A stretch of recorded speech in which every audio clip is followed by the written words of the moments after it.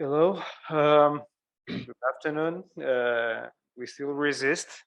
Um, one more talk, this time from our invited keynote speaker, Amelia Jones, whom I'd like to thank in advance for having accepted our invitation.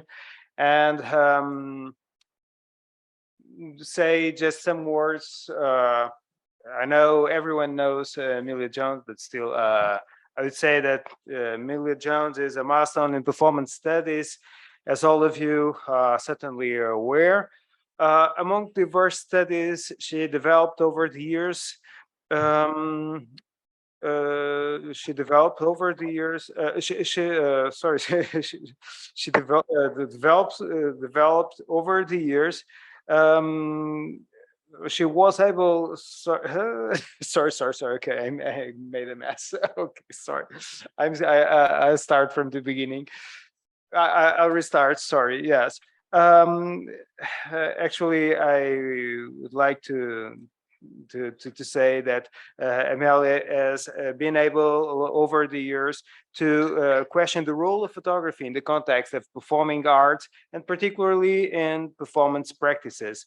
Amelia Jones is Robert A. Day Professor and visiting at Roski School of Art and Design at University of Southern California and has published several titles in the intersection of performance and visual arts and queer studies domains. She is remarkably known for a famous essay, Self Image, in which she discusses the politics of the self in performance practices through the use of technologies and specifically photography. She's also she also contributed to discussing the possibilities of the performance record and its reenactment, and more recently, she addressed queer issues in several essays, and particularly on the exhibition on Ron Hattie, under which subject she will talk in today's presentation titled Ron Hattie and Archival Body of Performance. The moment we found ourselves looking at these various relationships, it made perfect sense to invite her to be with us.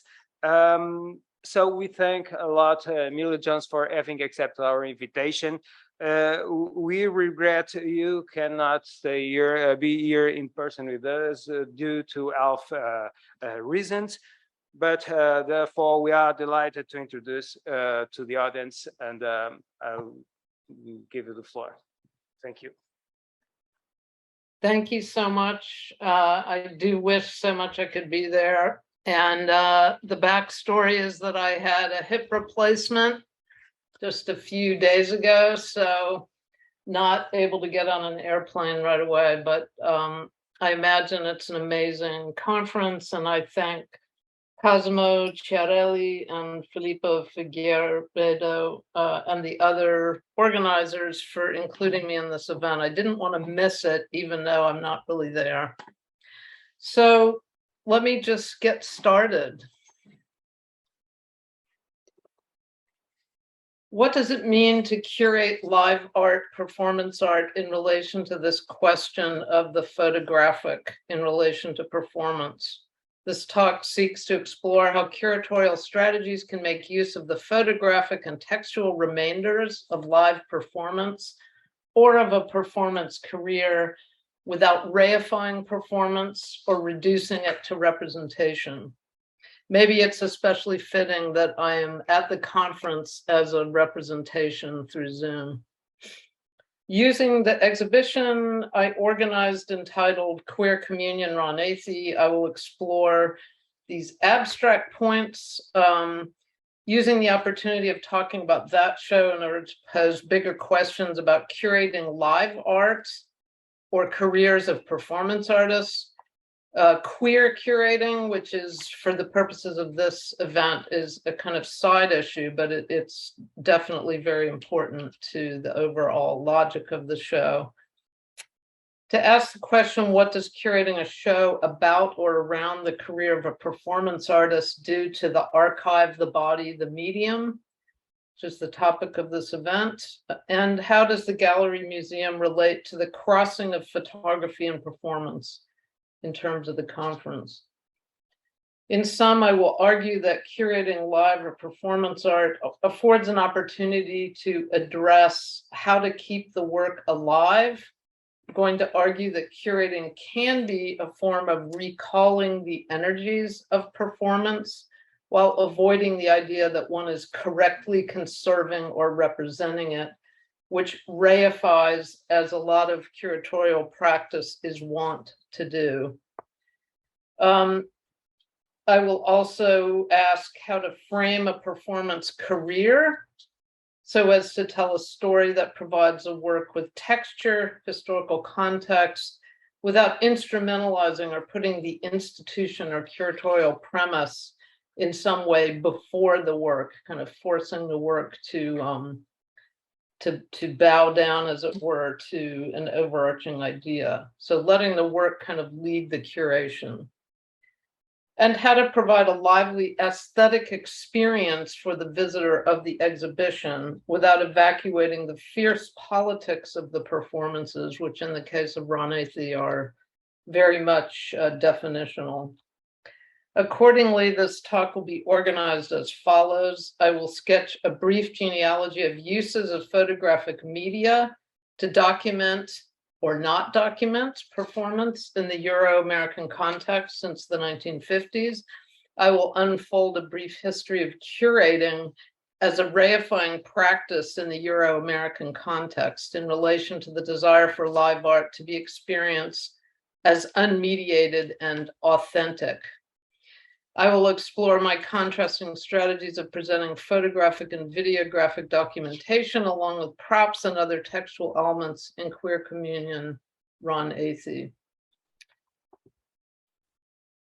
I have, as was mentioned, I have spent many years thinking about and addressing this issue of the tension between the live and the representational, which one of the reasons I'm drawn to performance as someone originally trained as an art historian is precisely because it makes that tension evident, which I find fascinating. And I don't think it's resolvable.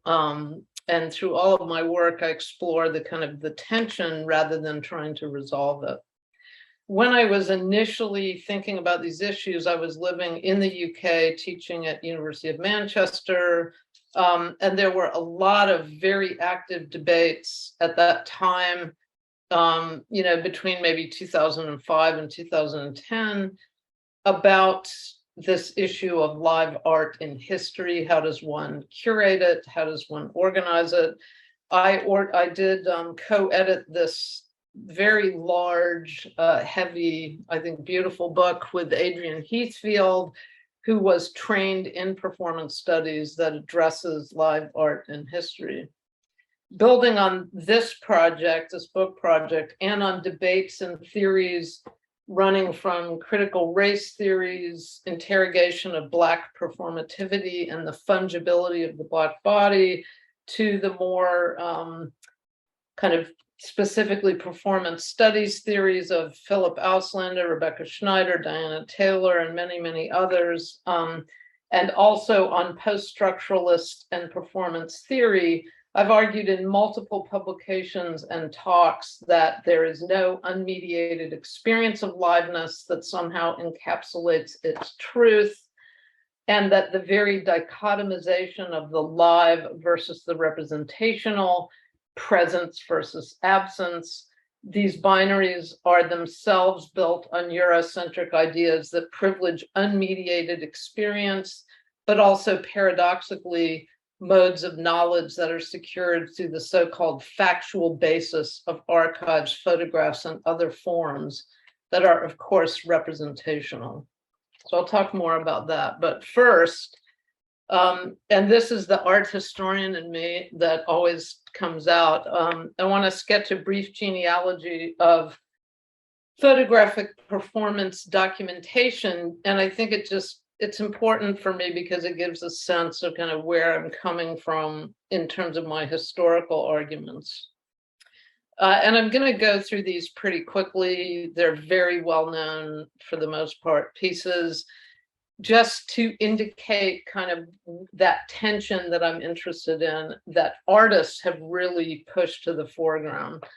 So Yoko Ono's Cut piece, which was performed both in Kyoto and New York in the mid-1960s.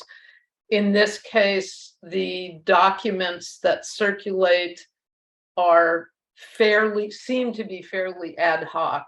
I have not myself researched exactly who took the photographs or what the premises were, but they tend to reinforce this idea that in the 60s and early 70s, performance artists, for the most part, or artists who were performing, didn't really plan ahead for artistic documentation of their work. One can't address this topic without thinking of Chris Burden, who I think the most important part of his work was that he brilliantly understood the importance of documentation, but also its fetishizing quality. And for each of the major performance works of the early 70s, he produced a series of iconic, but very simple, not particularly arty photographs and relics, as you see here. As well, he would collect these images with the text and the relics documented as well in projects such as the photo book, which was just auctioned for a massive amount of money, interestingly. A classic and much debated case of photographic documentation is the Yves Klein Leap into the Void, which was reproduced pretty much from the very beginning in the early 60s in two different versions, thereby kind of giving a clue towards the fact that this was not a document that is exposing what it appears to be exposing, that in fact it's a doctored image where you see the cyclist on one side and not on the other side. And of course, researchers have pointed out that there were friends holding a giant tarp, and so the void was not the void. One of my favorite examples, again, Mechthild Widrich has done some great research on this, where you have a iconic photograph that is supposedly documenting a performance, which is described to this day on websites such as New Zealand Art Monthly, where they describe what supposedly happened, which was then later, moments later, documented through the photograph. But of course, Widrich has pointed out that through her research, she was able to find out that this action never actually took place. So again, these artists who are really pushing this tension between the live and the photographic in a super sophisticated and smart way, pointing out that philosophically, does it matter if the performance took place or not if you create a myth around it?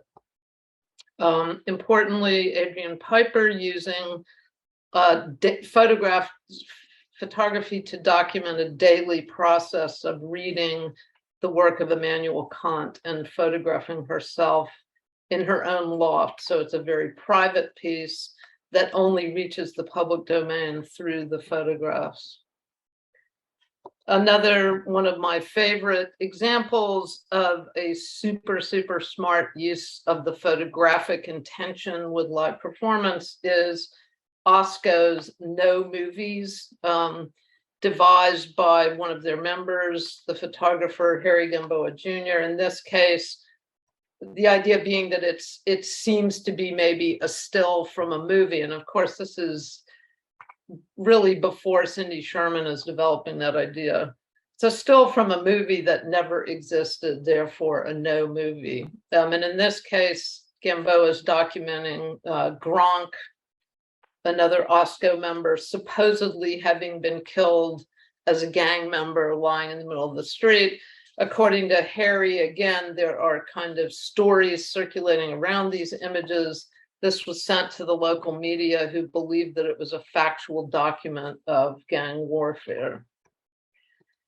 Not to be forgotten is the incredibly pioneering work of Ule, and I know Hannah Osbolt will be speaking about this, or maybe already has at the conference, so I won't say much about it, but the phototouch works, which are really exploring photography and the body together, the way in which photography and performance together as a relation can signify or bring out the relationality of meaning in general. So in Phototouch 1, the visitors enter a dark gallery, the lights are turned on, and the bright light forces the images to fade into unreadability, so that the participants are literally causing the image to disappear.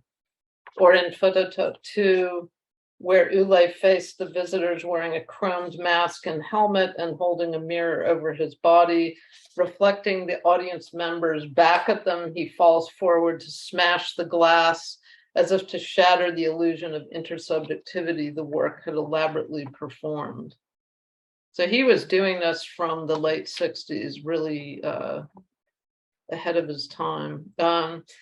And someone like Suzanne Lacey, who here working with Leslie Labowitz, who understood not just the power of the photograph to activate work that is performance, but also activism, but also the power of the greater structures of media. So in the case of a work such as In Mourning and Enraged, she would call the local, or her assistants would call the local media, and the performance was being made for the documentarians and the media, not towards artistic ends per se, but towards political ends. So this is a piece about rapes occurring in Los Angeles, which are not being adequately investigated by the police. Now here I want to jump way back in time to look at the history of curating. And this section I call reification versus ideas about the authenticity of the live. Conventional curating, and I'm teaching this and thinking about this a lot for my next book, comes from a long history in Europe of collecting, organizing, and displaying objects, either those gathered or stolen through the violence of colonialism, which are considered artifacts, arranged as unauthored objects in cabinets or vitrines in natural history museums, or those made by other Europeans, white men, which are considered high art.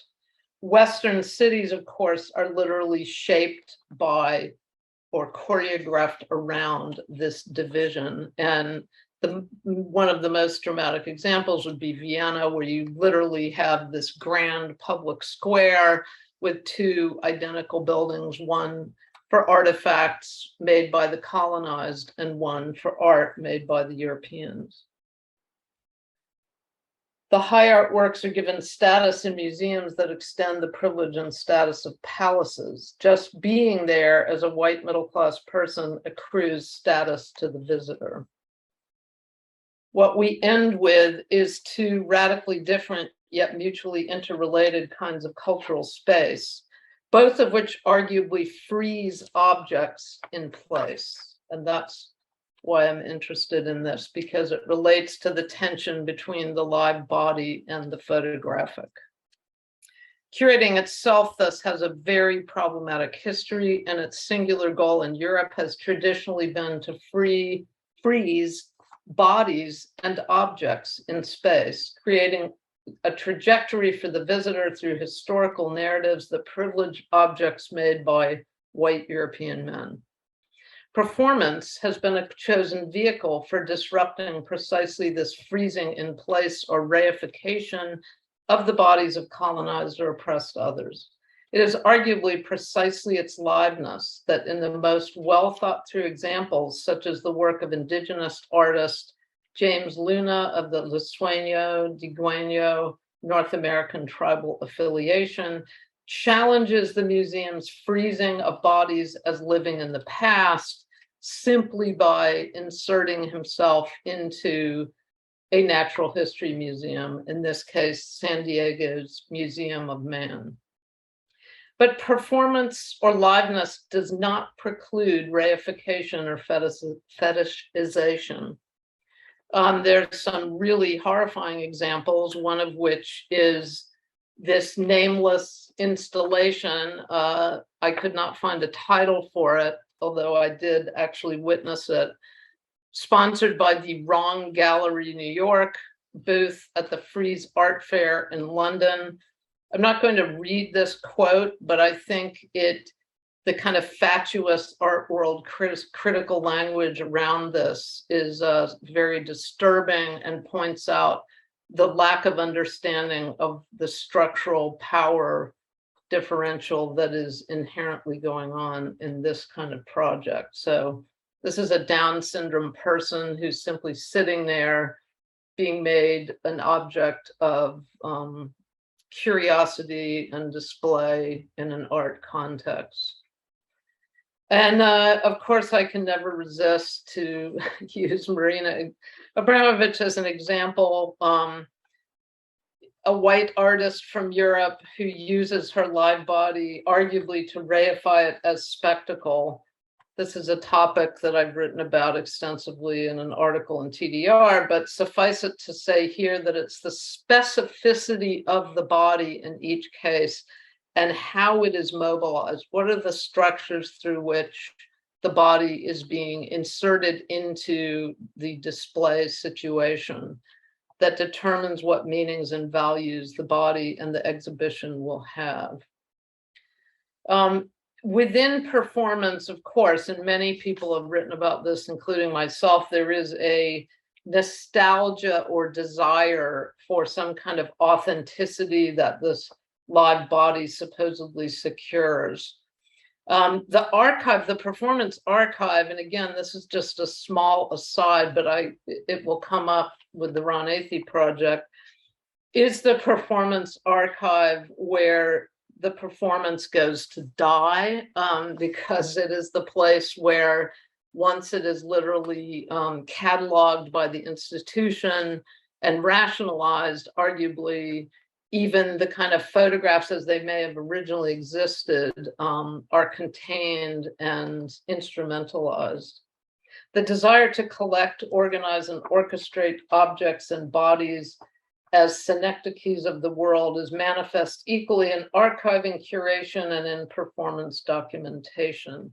And I'm highlighting the carefully structured taxonomy here because that's exactly the organizing logic, even in an online archive that might arguably be desirable, but also problematic. In an essay in 2013, I wrote the following, and I'm just going to read this because I think it expresses these ideas I'm trying to make pretty clearly.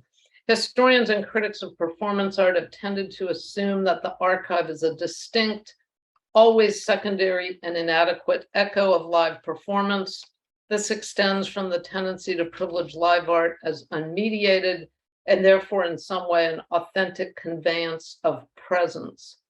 As I refuse this tendency to privilege the moment of liveness over the archive as secondary, I would refer to what Jacques Derrida identifies as the desire for anamnesis without hypomnesis, or for forms of meaning experienced and conveyed directly without recourse to writing, the traces of human activity left behind. We seek the live, in Derrida's words, quote, without mediation and without delay, without even the memory of a translation, unquote. And yet the paradox, as Derrida points out, is that our desire for the live without mediation precisely leads to the accumulation of archives, including interviews and their transcripts. In this matrix of things, concepts, bodies, subjects, and histories, the body becomes archival and the archive becomes, as suggested, embodied. Photographing performance then within this matrix is part of the drive to collect, rationalize, potentially reify in the face of the desire for the authenticity of the unmediated live. But all of us are dependent on it, of course, as we think about any performance that is already over. Photographing performance can tantalize. Photographs of actual performances can distill and retain some of the energy of the original work by not revealing all. And of course, this is the iconic photograph of a conchi seedbed, where the image of him actually supposedly masturbating under the ramp is something that, at least for me, was only revealed later with much research. It's now a little bit better known, but it was not being reproduced to the same degree at the time of the piece. Photographing performance can reify, and again, I'm sorry to keep using Abramovich, but she rides that line so dramatically, in fact, such that she accedes to the gallery setting and the way in which it separates us from her live body, which becomes spectacle. Photographing performance can stress the encounter as well as aestheticize. And here I think I've grown to really appreciate the work of Manuel Vasson, who understands the relationship between the photographer and the performer as an encounter, as in this book from around 2010. And I think Vasson works particularly well with artists such as Ron Athey and Castles, who are in their performance practice oriented towards the grand or distilled, formally gorgeous performance image. And Castles in particular works very closely with photographers, is very mindful of these images as part of the overall practice. Finally, in terms of this tension between the photographic and the desire for authenticity, I would point out there are some really interesting initiatives that I know of in the UK, but also in the US here, and I'm sure on the continent as well, where curators and scholars are thinking about other ways of imagining how we historicize performance. And in the case of the new museum, you have Julie Tolentino, who is commissioned to directly perform in relation to Athey at the same time. And in this case, it's a very interesting way of thinking about the body itself as a kind of archive. So all that said, let me turn to the exhibition for maybe about 20 minutes here, and then I hope we'll have time for Q&A. So using the exhibition I curated in 2021, Queer Communion, Ron Athey, as an example, I want to look more specifically at the question of how or whether to curate shows relating to live art practices in museum settings. Of course, the point of that little survey I just gave is the dangers of the very structure of the museum is at odds with the liveness that performance claims to be residing in relation to. Can one curate performance art without reifying and ruining the energies of performance in the live? Is curatorial practice a place to experiment with alternative ways of historicizing live art? I argue through this exhibition that it potentially is. Rather than attempting to conserve performance by curating an artist's individual performances, I specifically set out to explore how to honor the complexities of a lived career. One could say Ron Athey, like many artists, but very specifically in his case, enacts a kind of way of living creatively that is continuous with performance artworks. And that's what was interesting to me and what I wanted to present in the show. So it started with a long-time friendship with Ron Athey, and of course that in itself makes my body an archive and makes me sit in a very specific position in relation to the work. From around 2008, having seen a lot of Ron's performances in LA when we both lived here, we were then both living in the UK, and I was watching him develop new projects there. So within those debates in the UK around performance histories, I had this idea to curate a show of Ron's work. And the fact that it took, 13 years to actualize the show says something about how complicated and difficult curating can be, especially when you're not curating discrete artworks, and especially when you're curating very difficult, challenging performance art. Then Ron and I moved back to LA around the same time. I came back in 2014. He came back in 2015. He found out he was losing his rent-controlled apartment of 25 years due to what Jack Smith calls landlordism. And that's a whole topic of its own, is the precarity of performance artists and how they struggle to make a living, especially now that cities are so expensive. So he posted something in social media in a rage, understandably, about how he was going to put all of his archive, which you see here, stuff into his garage in that rent-controlled apartment. He was going to put it on the street and have a bonfire. So my partner and I, and many other friends also chipped in. My partner and I brought a truck over and took as much of the archive as we could to my house, which is not far away from where Ron was living. I have a small house, so it involved stacking and packing things into my closet. Long story short, I was also, along with John Tain and other people at the Getty, such as Glenn Phillips, involved in helping Ron make sure the paper archival materials had a home at the Getty. So all of that was going on at the same time.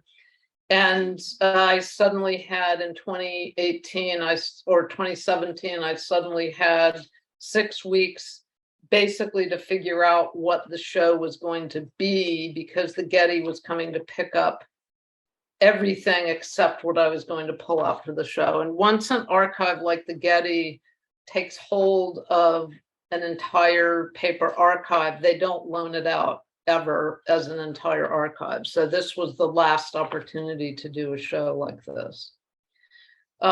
So immediately, having thought about it for years, and thought about also those kind of larger philosophical questions around photography, documentation, and performance, I was pretty adamant that the show was not going to be an exhibition of performance art per se, which I think is a failed endeavor from the beginning, but rather an exhibition of a performance, creative life and career structured around community. So the queer communion is the first part of the title. I don't think of Ron Athey as a subtitle, because obviously the show is shaped around his career. But that in itself was a kind of debate that I had to have around institutions not being used to not having the artist's name first in a monographic show. But the point was that by focusing on the different communities that Ron had helped to form and circulated within and been part of throughout his life, it was a way of getting away from the idea of individual works and of an artist as a kind of almost invisible starting point for these works that are positioned in static ways in a conventional exhibition.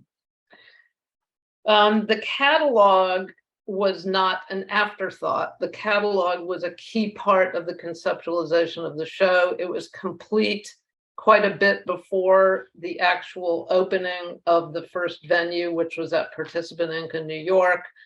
Because I had thought it through for so long, I brought on my colleague Andy Campbell to co-edit this. And really, in our intro, we argue Queer Communion, the primary title of this exhibition and catalog, establishes queer community and intimacy as the organizing logic of Athey's career. This volume is devoted to articulating the various communities of which Ron Athey has historically been part, from the evangelical religious sects of his youth to the pugilistic music scenes of his early adulthood, and the performance art circles he initiates and participates in to this day.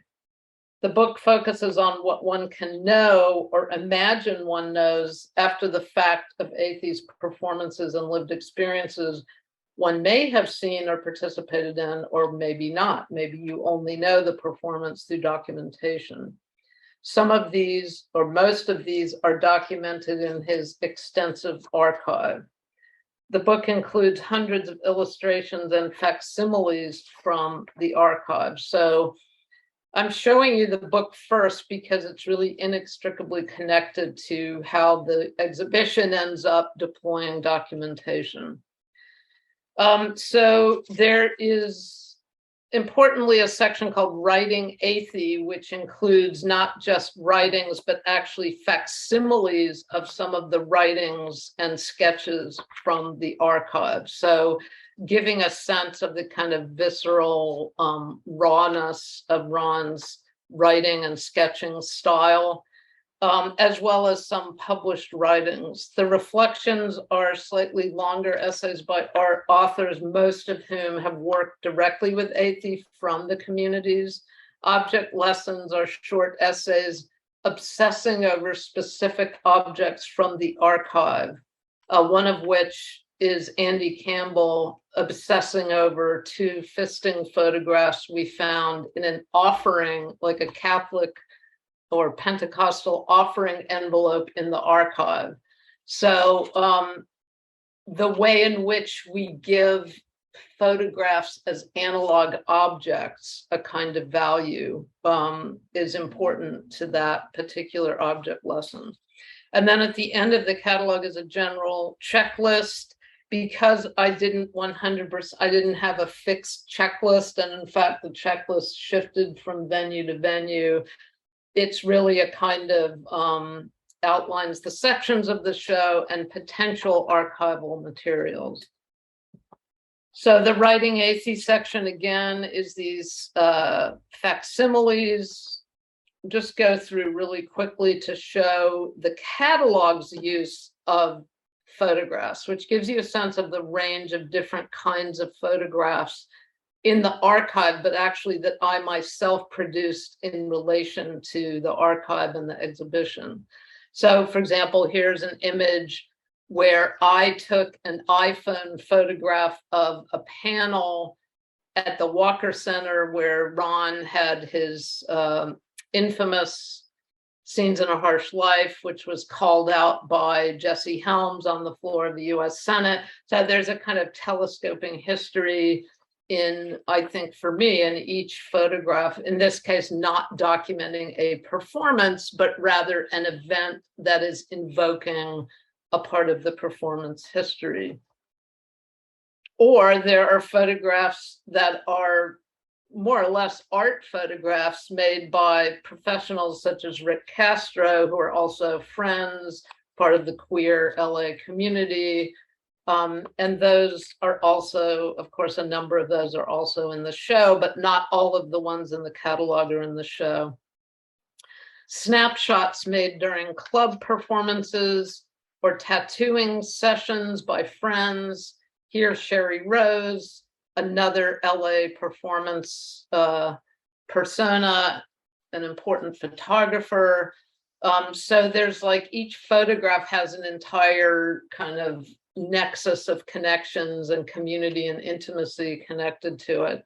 And that was the challenge, was to use photographs in a way to evoke that rather than shutting that down.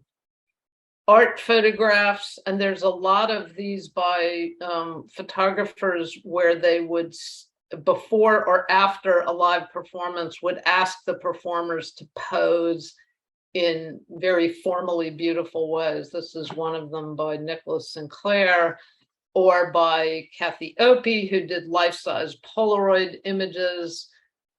Here of Ron Athey wearing one of the key props that we showed in the exhibition.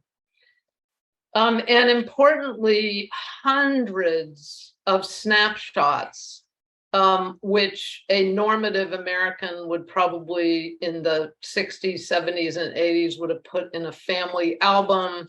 but Ron, being from a very fractured family background, was raised as a Pentecostal preacher, has this ad hoc relationship to archives that's also very deep and very wide. So lucky for me, he saved a lot of things throughout his life. And one of them was suitcases and boxes full of snapshots from all parts of his life, up until, of course, around 2005, where suddenly there are 0 analog photographs. And then that research has to be looking for the digital photographs after 2005.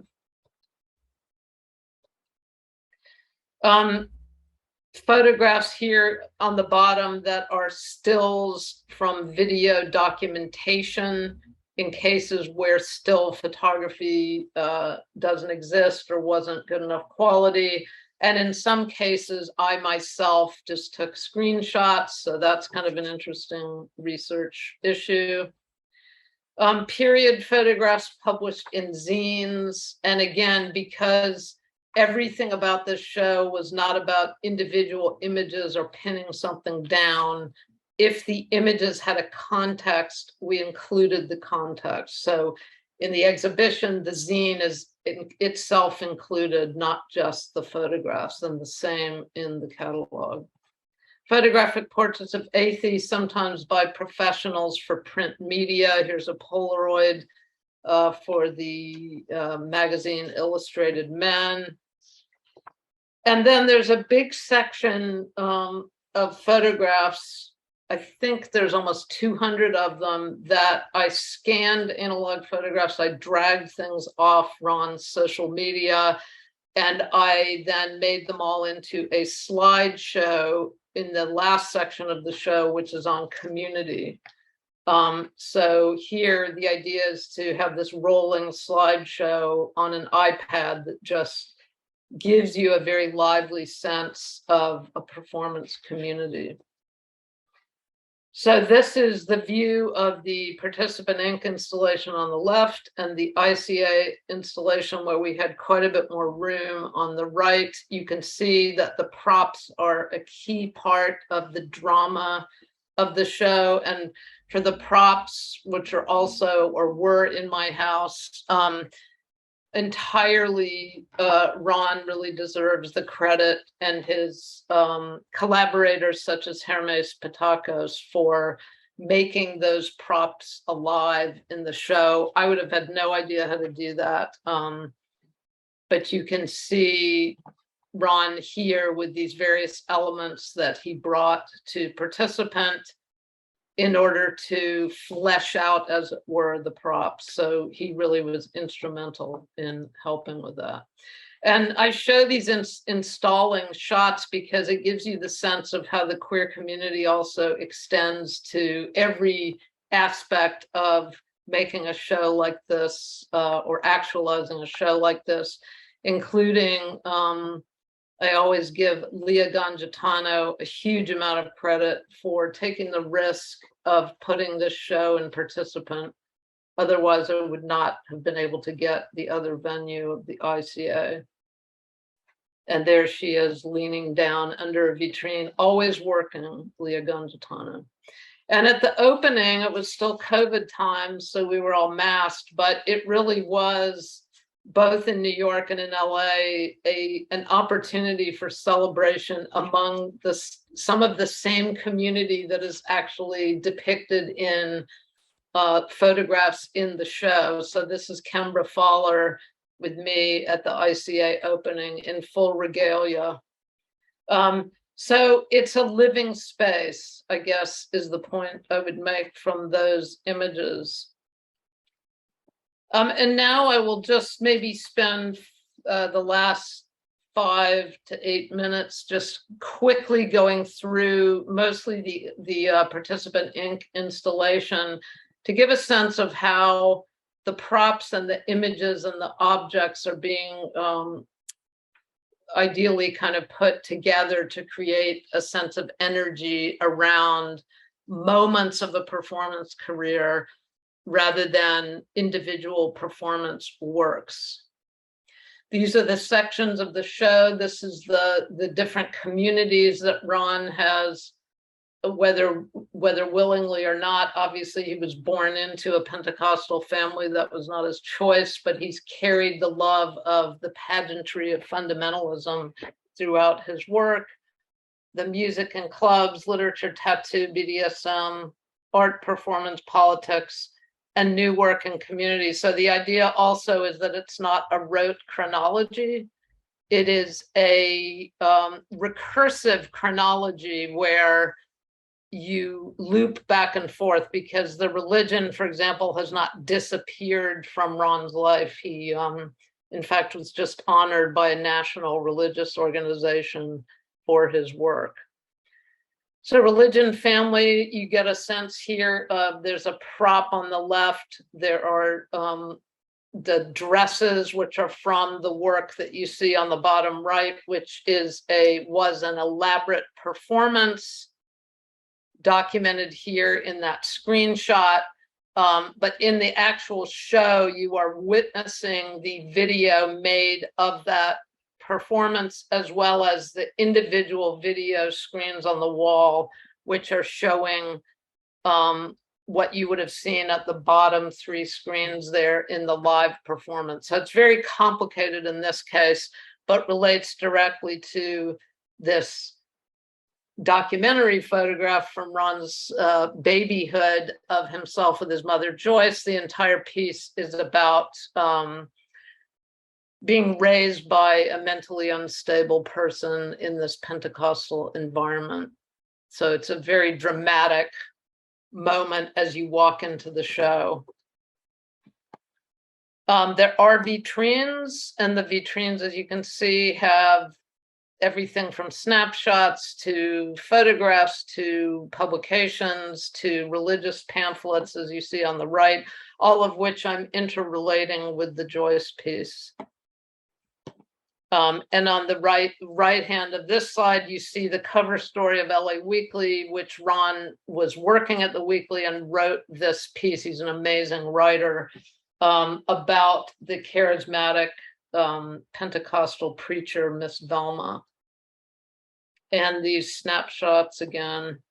The music clubs. So here's where you can see that we chose, and here I got some great advice from Hannah Grossman, who was assisting me early on with the show. It's a great curatorial eye. And she really urged me to think about framing some of the images, but also some of the flyers to kind of create a more textured visual experience for the visitor to the show. So on the left, you see we were able to blow up and mount on particle board these really dramatic images when Ron was in his late teens and performing with premature ejaculation and Christian death, and doing works with Roz Williams. And then in the vitrines, you see more specifically those related photographs and zines and so on. Flyers, some of which are original photocopies from 1981, where you see Ron's handwriting on the back because he was taking notes. And so the idea too is to retain the kind of visceral crappiness even of an original photograph, which is how events were circulated at the time, rather than making everything glossy and artistic. Lots of amazing photos from that period. And then it segues into the later kind of go-go dancing spontaneously, which in turn starts to segue into more theatrical pieces that become the performance art. And that beautiful photo in the middle there is blown up from a tiny analog photograph by Sherry Rose that is so stunning that it blew up to pretty much life-sized. So in some cases, I'm not trying to retain the integrity of an original analog photograph. I'm trying to use the drama of it. The literature, tattoo, BDSM is Ron's interest in surrealism. the fetishization of objects such as the sex doll mouth, or here the codpiece and go-go boots. That is very deliberate. In the same way that some of the photographs are more fetishized. This is a vitrine showing Ron's columns for Honcho, etc. These two images are snapshots that were made at some point from a video. So that's kind of interesting. That's just how they were in the archive. Photographs used by Ron himself in his notebooks where he's sketching ideas about expanding on what might have been a club performance. And then art performance politics, where he becomes a kind of legitimated performance artist who's viewed as such. And you see here, there's video, there's these beautiful photographs on the left from One Piece, Solar Anus. These gorgeous photographs of Judas Cradle by Manuel Besson. So there are increasingly in the late 90s and forward, there are art photographs that Ron is more consciously collaborating with photographers. Historically, I've spent a lifetime trying to get revenge on Jesse Helms. So here he is on the tiny, tiny, tiny screen, calling out Ron Athey on the floor of the US Senate, and he has to be across from the footage of the very show that he never saw, that he used to dog whistle and demean Ron's career. So that's kind of the basic, I think, walkthrough, other than the final community, where you see the very recent works at Participant and a different version at ICA. And then you can see the slideshow here with the community. And finally, I'll just end with at the very end of the show, there's a vitrine of made objects and photographs and postcards by friends, and these beautiful portraits that I was able to include at ICA because we had a little more room. And there's some of the photographs of friends. So I will end there, and happy to be in dialogue if people aren't too exhausted to ask questions.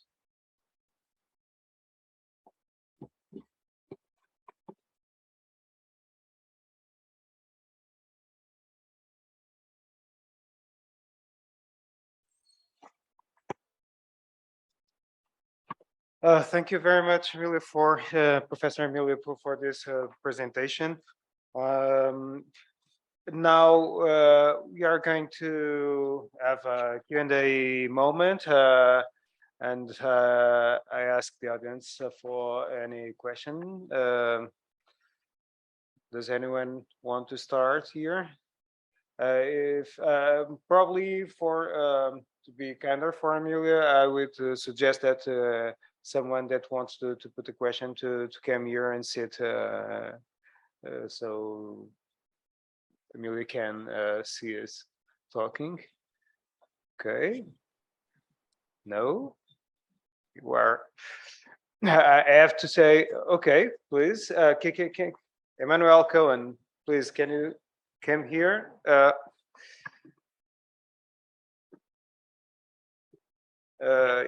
okay. Hello, thank you very much for this presentation. It was really great to hear. And I was a bit curious to know about the reception of this exhibition you're describing. Because sometimes I see how you constructed it, but at the same time, people have, habits when they go to museums. They tend to themselves sometimes sacralize or fetishize certain types of artifacts. Did you feel that the message came across, or were you surprised by the way people reacted, if you got some information about it? Yeah, that's a great question. And I mean, maybe there were whispers behind my back, but this show got reviewed more than anything I've ever done, which is nothing to do with me. It's because Ron is so important and because of queer community, because a lot of people have followed his career. And the reviews for me were mostly extremely gratifying. So they kind of ratified this experience that I was trying to create, that, you know, what the reviewers mostly said was that it was a really alive space and that it really did evoke kind of the breadth and depth of a lived career, which is exactly what I'd hoped to do, and that it really did evoke queer community. The reviews were not always great for Ron, which is interesting. That's where the curatorial authorship was kind of divided. He's always triggered some people. The work is so difficult and so complicated. Mostly the reviews, of course, love his work, but there were a couple of times where some disrespectful things, or kind of, for me, missing the mark things were said about Ron's work. So that's interesting that there was a division in some cases, but yeah, I was really gratified that that very goal of creating a more energetic experience seems to have been met, according to people I spoke to, obviously, but that's overdetermined because they're talking directly to me. But the reviews were really gratifying. Okay, thank you, Amelia. I can make a simple question. I'd like to say that I got curious about the way you presented first the catalog and then the exhibition, and I was thinking about what is the status of this object, the catalog. How can we I guess there are different levels of looking at all the materials, the primal materials that we deal with, and then the exhibition, and then the catalog. So and all of them belong to different levels and with different strategies, different approaches, and it's obvious that we cannot talk about the catalog as the exhibition. So how can we talking about archiving and documenting, and also authorship and the autonomous and monumentality of the object? Can we take this catalog as a photo book or something like that, or in which way or in what measure can we compare this object as different objects in the history of performance photography books, like the Living Theater books and images and so on? Yeah, or Manuel Vasson, who deliberately makes these gorgeous coffee table books. Yeah, exactly. I mean, I think what was so amazing for me doing this show was the opportunity to explore precisely kind of the ontological difference between what a book is and what a show is. And that's why I make a point of always talking about the book, because it's a key part for me of those deeper questions of documentation. Where does the documentation end up? How does it get orchestrated? And in a book, you know, inevitably a book does certain things. I mean, it's much more final in some ways than a show, which exists and then disappears. The book will be around, you know, presumably as long as humans manage not to destroy the earth. And also, I wanted to say that the book was planned in relation to this book. So this is Dominic Johnson's, and ironically, Dominic was also trained in art history, but is also very much a performance scholar. But I think Dominic has a more kind of elegant, insistent on aesthetics, and this is a much more art historical book. And Dominic, by doing this book, you know, several years before the show, freed us, and you can see how this is designed to look like a companion, right? Like same publisher, but we asked them to think about designing it that way. That this is the scrappy archival book that is not art historical in the same way. Because I wanted to see how far I could push the book format to accommodate the energies of performance. And I'm so thankful to Dominic, because if he hadn't already taken care of the kind of art historical taxonomy and the, you know, and gotten most of the dates and all of that stuff, we probably would have felt compelled to do some of that. And instead we were able to do this hundreds of images, facsimiles, you know, just like, it's much more like some of the things you see from the 70s, like Paul McCarthy's, you know, performance magazine that was basically like what we would later call a zine, where you'd hand it out and it just has this energy, you know, kind of, it doesn't necessarily look elegant or, you know, the way Manuel's work or Dominic's books would look, but it has a different kind of energy. And that's what I wanted to do with the book. I think also just the way we were thinking about contributors, that it wouldn't be, again, Dominic freed us from having to have a lot of serious academic articles. There are a few, but a lot of the contributors are more kind of friends of Ron's or people who performed with him. So textually as well, the text, I think, echoes the kind of spontaneity of a lot of the photographs and images. Yes, I understand. And in some way, the book goes a step further, also because it also reflects the exhibition itself. So it's kind of a cycle. It goes behind the exhibition. Yeah, I mean, the book, well, it's weird because it probably, people think of it as documenting the exhibition, but actually it came out before the exhibition and I wasn't 100% sure of exactly what was going to happen. So it's kind of an interesting case because it's much more common for catalogs to, you know, wait until the moment where they can photograph the final install and then therefore they become kind of a document of a show. So this is more like a work in progress, like it reflects the larger issues that I was thinking about with the show. Okay. Lisa Weiswenger has a question for you. Hi, thanks so much for your talk. I was wondering, I don't know if this question really makes sense to you, but I was wondering about collaboration, or you could also say symbiosis between you as an art historian and the artist, because this is something that also happened before with other art historians, also curators, of course, who work very closely with like a particular artist.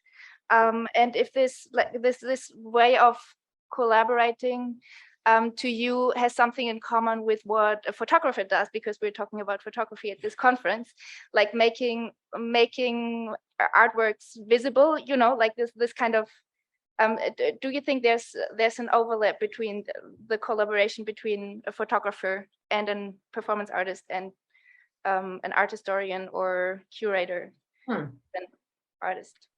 Yes, I think there's definitely a relationship. I mean, that's why I did my little nutshell, like, you know, photographs of performances and then curating, because they both arguably are distantly motivated by some desire to pin down or document or make sense of things that are time-based and disappear. But of course, it depends on the photographer and it depends on the curator. Like curating, let's not forget, can also be of ancient objects. You know, you can be a specialist in ancient Iran and curate a show of Iranian art from 1,000 years ago. So curating is not always working with live artists. I've done two major shows where I've worked very closely with Judy Chicago in the 90s for sexual politics, and then now with Ron. And in both cases, I just feel honored and very lucky because both of them were the perfect combination of kind of pushing back, yet also keeping a distance and letting me have my crazy ideas. And both of them had to allow me to have this bigger picture idea where they, their work was kind of put in a very different context from a monographic show than you would normally see. I will say, though, there's one more kind of anecdote where in the catalog, in my intro, I kind of somewhat deliberately, I gush about my relationship with Ron and how generous he is. And it's embarrassing. And that's kind of part of the point is, if we don't acknowledge our complete lack of objectivity, then what do we do? Why are we doing this? If we do know the artist and the entire thing is shaped by kind of, in the beginning, I was kind of a groupie, like going to his shows as one does as a scholar, and then got to know him personally. And I just felt like without admitting that and narrating it as part of the whole project, there was something dishonest about it. So it's also whether or not those intimacies or those relationships between photographer and artist or curator and artist are visible. But one of the reviewers who reviewed the catalog just absolutely was scathing about how embarrassing and unnecessary my self-revelations were. And I was like, well, I suppose they're not wrong. But I felt like they were missing this bigger picture point, that it was a political choice to do that I felt was really important. So as this person obviously didn't want to read about it, but in a way, it kind of, their criticism actually made my point that it is embarrassing and it's not allowed in scholarship. It's not encouraged, but it's actually not allowed. Thank you. One more question to close, probably, or I must say this has been a very long day and tiring day with very hot. So I just okay. I think that someone is coming for a question. Okay, a minute, please. Raquel Raimundo. Hi, thank you for your presentation. During your presentation, I was thinking about Portuguese artist. She's called Tânia Diniz, and she works mainly with private archives that she buys on flea markets. So most of the people that she works with are dead. And she is a performer, and she uses those images that she buys as characters in her plays. And she has a great attachment to the material, and they began to be I wouldn't say like family, but she has tremendous affect for the materials. My question is regarding this exhibition. How does one works with materials of someone who's alive, who's I assume close to you in somehow? And what's the feelings that you as a curator of the exhibition have, and do you felt that you needed to create distance from the materials? Did you assume your affection by the affection that you have for the materials and for one, etc.? And how does all that affected the exhibition? Yes, that's a wonderful question. You know, it was very painful because I had everything literally in my house, so I couldn't escape it. And it's BDSM stuff. Like some of it's, you know, complicated to, not for Ron, obviously, but for me as a curator, kind of living with it constantly and thinking about the show. I think, again, I was very lucky that Ron created the distance, that he didn't constantly ask, like, oh, what are you doing? Why are you doing it that way? He basically, I mean, we were friends throughout, which is miraculous. But he just gave me the space. And every once in a while, you know, Andy Campbell and I had to invite, like literally invite him over to my house to look at a bunch of the archival materials to identify them, because of course they were just sketches and notes and so on that might not have had a date. We didn't know exactly what they were, what the context was. So I think the distance, I was fortunate that Ron created that distance as far as the curating of the show. And with the images and materials, I had to just literally, because I have this, like, it's literally in this room. You can, that's my father's archive right there.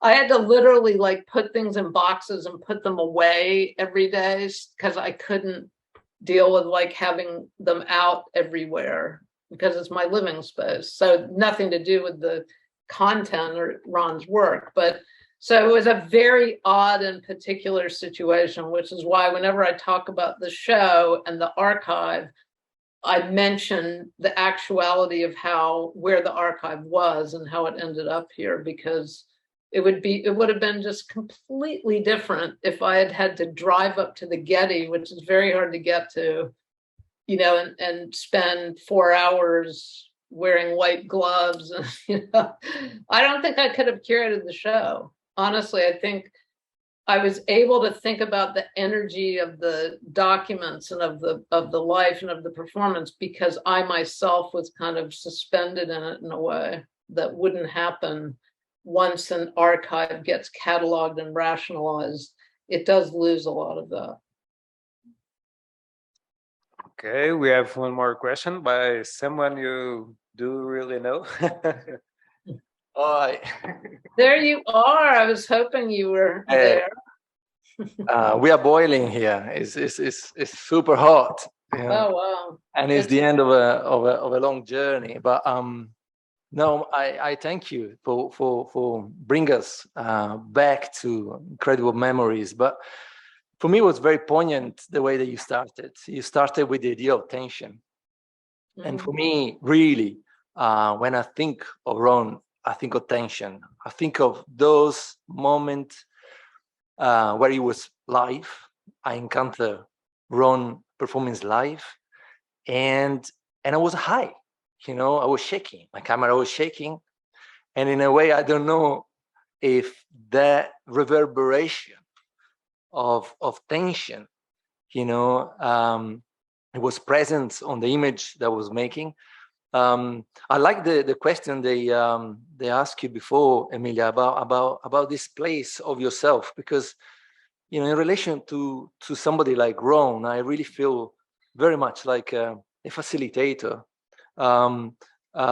Collaboration or a collaborator is a very, very difficult concept, but definitely, you know, a little amplify, you know, or something like a little agent to sustain the vibration, to sustain the tension, the friction. So I think of your project of dissemination, and I'm thinking taking that work into the institution is tensional. And I'm sure, you know, that was already something important to do. But my question is like, what do you see strategically for the radical, for the punk, for something that doesn't really want to be tuned to canons, you know, the future, on this process of institutionalization? Like, does it need to have a special room within the museum? Well, how do you imagine it? How do you, because like, you know, I'll be honest, you know, with the photograph, I didn't have that security of I need to push it inside the institution, because I always felt, I don't know if this was what Ron wanted. But I'm sure you had a lot of conversation, and of course, Ron also wants reach out, and the museum can do that. So really, like, ideally, how do you see the institutions slightly molding for hosting work that is radical? Because as you well know, you know, is a catalyst, and I really appreciate the fact that you brought Ron with the community, because that is the strength of the work. You know, it is a group. I mean, there's like, we need to talk over dinner, but I'm not there. So there's so much to say. So yeah, I would start by saying what you just said is precisely why I refused to do a show that purported to represent performance works, because that's what the museum will do. It will, you know, which Marina is an example of an artist who's kind of absolutely acceding to that thing that museums do, which is, you know, give you status, reify you as a live body, you know, all of that. Ron would have to speak for himself, but I was not in favor of the Getty because they don't take the props. And the Getty, as a person who has an oblique and tension-filled relationship with art history, it's not my favorite, you know, place in some ways, because I do think it is an ultimate site of reification. But of course, it was entirely Ron's decision, and he really did want that status of the Getty.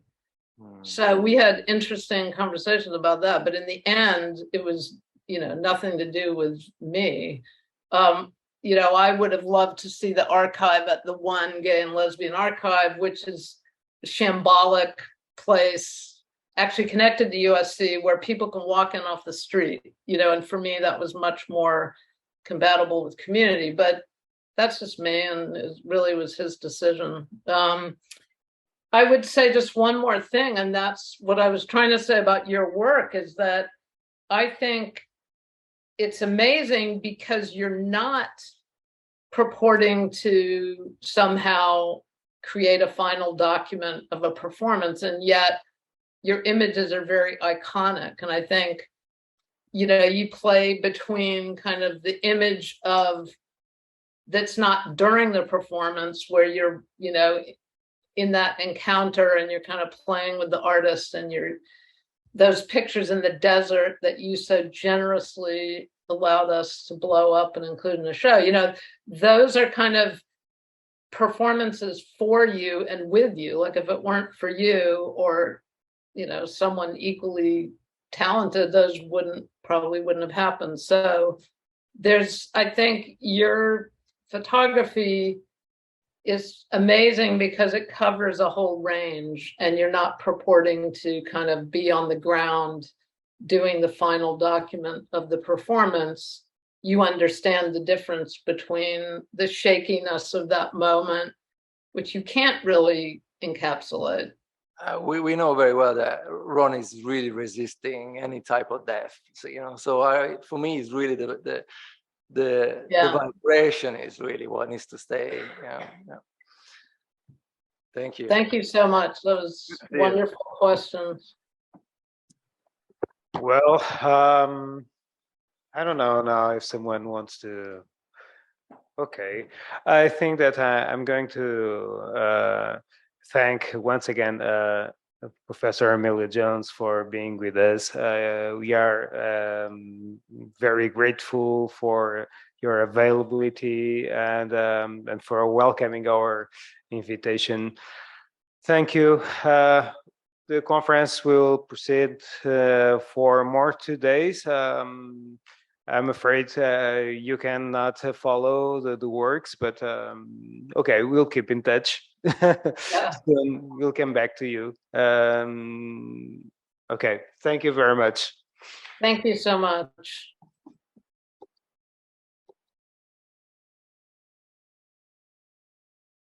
So I think the works for today are closed. We'll get back tomorrow morning around 9:20, I guess. And then that's the our time. See you. Have a good evening.